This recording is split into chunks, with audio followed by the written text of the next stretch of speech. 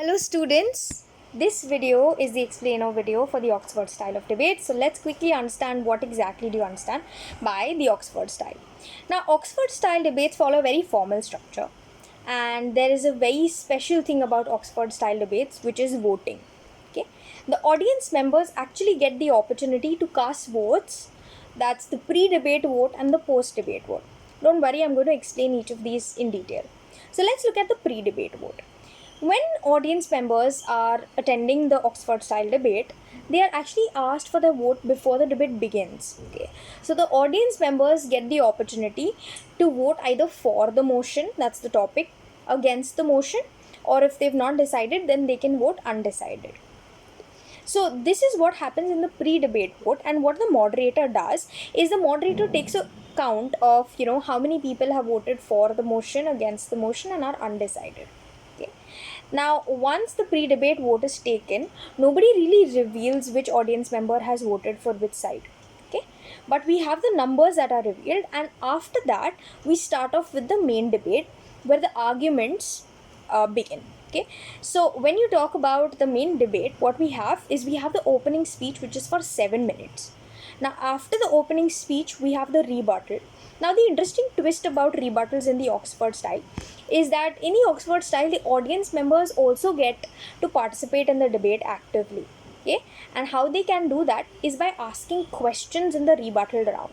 So, audience members also get the opportunity to ask questions to the panelists, either the for side or the against side. That's the opposition or the proposition. They get the opportunity to ask them questions.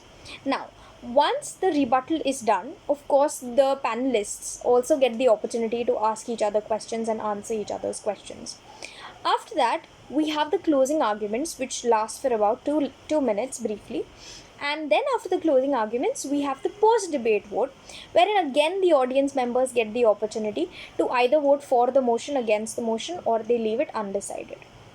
Okay, so now the calculation is done as to which side gets the most amount of votes from the audience member, and whichever side gets the majority votes, that side wins. So in the Oxford style debate, the audience actually decides who's going to be the winner of the round.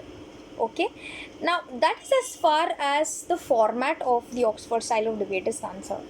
However, when we look at the flow of debate for our competition, the format is going to be slightly modified, and I'll tell you exactly how it works. For our competition, we have 4 and 4 debates, which means 4 versus 4 debates. So there will be 4 people who will represent the proposition and 4 people representing the opposition. Now, these 4 contestants from the proposition will get a turn to speak and present their opening speeches, and the 4 contestants from the the opposition will also get the opportunity to present their opening speeches. Okay. Then we will have the rebuttals, and after the rebuttal, we will have the closing speeches.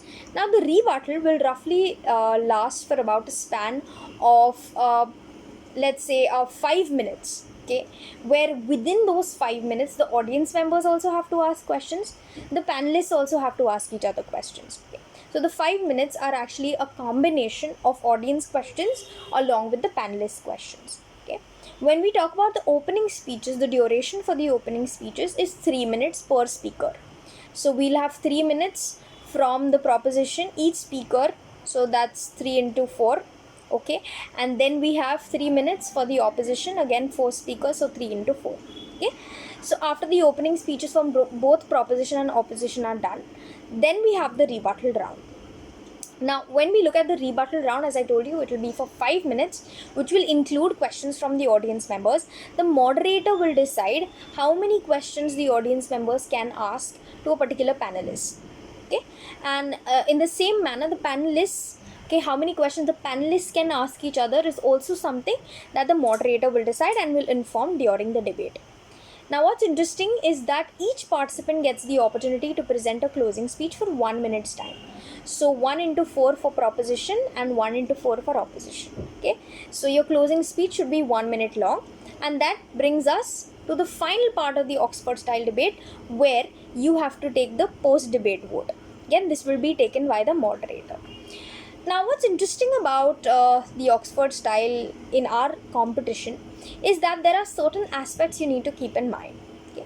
First of all, of course, you cannot use any sort of written material which is already available. You cannot read out from anywhere. However, you can use reference points while delivering your speeches. But if at any point in time the moderator or the judges or the audience members, they identify or they feel you're reading up from somewhere, that will lead to a reduction in your scores. Okay, so you might get marked low. So make sure you don't read out from anywhere. That's very important. Beyond that, adhering to time limits is extremely crucial. The moment you do not follow discipline in a particular debate, that's when you lead to negative marking. Okay, so make sure that you adhere to time limit at each point in time, whether it's the opening or the rebuttal or the closing. Beyond this, you have to be extremely polite when you're addressing the questions from the audience members and when you're addressing questions from your panelists. No personal remarks are allowed during the debate. That's absolutely compulsory. And of course, I'm sure this is something that everybody is aware of. When it comes to the judging criteria, all students must make sure that the delivery is something that they are focusing on. How you project and modulate your voice, your facial expressions, body language, all these aspects are important. Beyond that, quality of content is also important. What is the information that you're presenting? How strong are your facts or arguments that are being presented? The next thing that you need to keep in mind is your participation in the rebuttal round.